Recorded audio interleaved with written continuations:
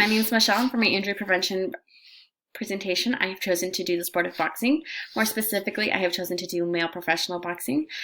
This was chosen just because in regards to boxing, male professional boxing is what's mostly watched in the United States. It usually begins in April and lasts until September. Since it's usually most watched and it's most common, there is a lot of research done on it. So it wasn't too hard to find some of the common injuries and things that we'll be looking at throughout this presentation, which is why I chose that specific topic. Throughout my presentation, we'll be looking at some of the sport-related skills that are necessary to be successful in boxing. We'll be looking at some of the common injuries, as well as some of the strategies to prevent those injuries, and then we'll be looking at how Christians view the sport of boxing and sports in general. So let's get started. All right, so first we'll be looking at some of the sport-related skills that are necessary to be successful in boxing. It is split up into 3 different components. We have our fundamental skills, we have our sport-related fitness skills, and then our health-related fitness skills. So the fundamental skills are basically just the basics, the most generic skills that are necessary. These can be achieved within the amateur level or the professional level. So this one kind of goes without saying. Punching is one of the fundamental skills. And then we also have blocking, which is a defensive skill that is necessary to avoid getting punched and getting injured. Another fundamental skill is hopping. So this allows you to stay on your toes and be able to move quickly and very easily. We also have the fundamental skill of ducking, which is another defensive skill in order to avoid being punched and avoid any injury. Moving on to sport-related fitness, one of the skills that is beneficial is coordination. So this allows you to have good balance and allows you to have control of your body through every movement. So as these boxers are either throwing punches or just moving around, just kind of getting out of the way of their opponent, it's really good for them to have good coordination, so they're always maintaining good control of their body, and it allows them to focus on what they're going to do next. Another great sport-related fitness skill is speed. So being able to have rapid punches and being able to have punches that require a lot of power, so which is another skill that we see in our sport-related fitness skills. Having a lot of power within our punches will help us be even closer to achieving a goal of knocking out the opponent, which is what the overall objective of the sport is. Another really beneficial sport-related fitness skill is having good reaction time. So being able to pay attention to the opponent and knowing what move they're going to do next, and being able to react to that, and then being able to react to what open opportunities you as a boxer have against your opponent, and being able to see open opportunities to throw punches or things of that nature. Another really great skill is having good agility. So this allows you to move quickly and easily. So this kind of goes hand in hand with the speed and coordination, just being able to move quickly, being on your toes, while also maintaining that balance and making it look smooth, and just being able to have control of your body as you're having these movements. Then we move on to health-related fitness. So first we have muscular endurance. Since boxing is a very high-intensity sport in a prolonged amount of time, even though it's 3 minutes for 12 rounds, they are having constantly high intensity movements. So this is necessary in order to make sure that the arm muscles aren't getting tired quickly, and making sure that they're able to last all 12 rounds if they need to. And that kind of goes with the anaerobic fitness as well, is being able to train your body to last all 12 rounds and being able to go through different periods of high intensity movements and being able to not get tired or fatigue. And then we also have reaction time and agility as well. That kind of just goes hand in hand with same thing what we said in regards to sport-related fitness skills, just being able to react to the things that are coming at them, and then the things that they have opportunities for, and then just being able to be quick and move on their toes and being smooth and quick with it.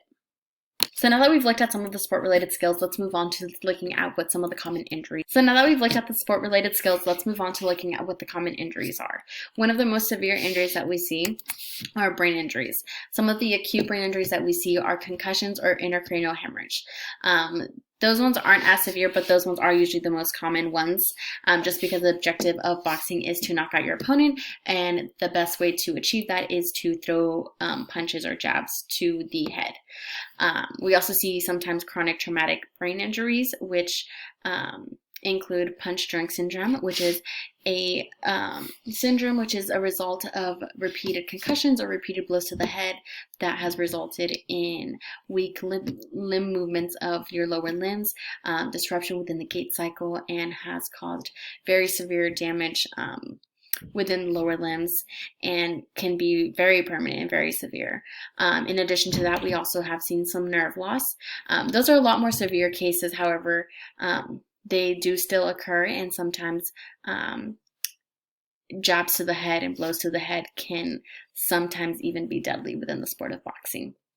However, some other less severe injuries that are also very common within the sport of boxing are facial lacerations. So these actually make up 50.7% of the injuries in boxing. Again, just because of those blows to the head. We do see a lot of lacerations within the eyes and the nose. The gentleman here in this photo, we see a laceration in his eyebrow. That is very, very common. In addition to this, that is not mentioned, we also do see a lot of injuries to the eyes and to the nose, whether it's a black eye or a swollen eye, or a broken nose or a bloody nose. These all occur just because, again, the objective is to knock out your opponent, and the best way to achieve that is to take blows to the head.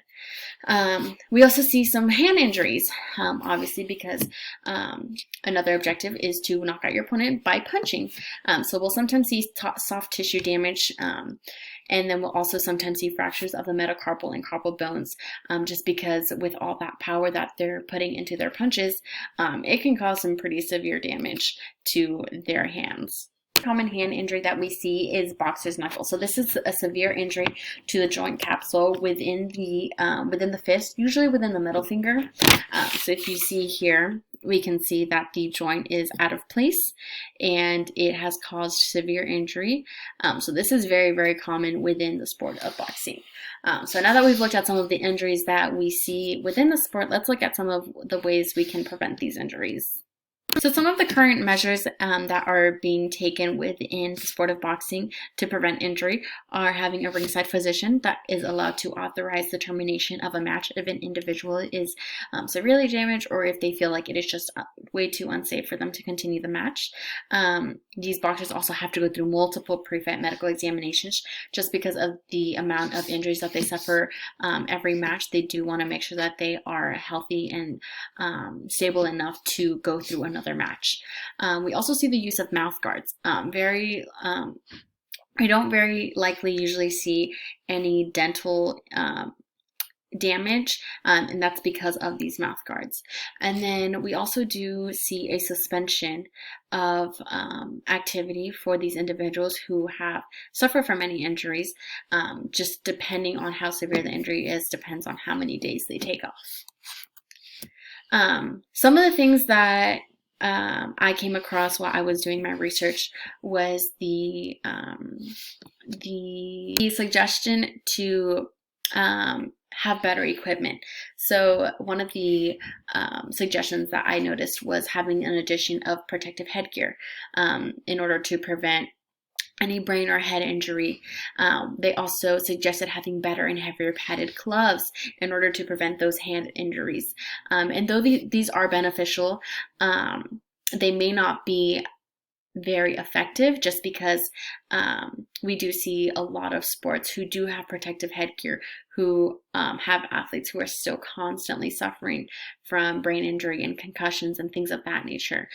Football, for example, is one that has a lot of equipment to keep their athletes safe, but is one of the sports that suffers from the most injuries.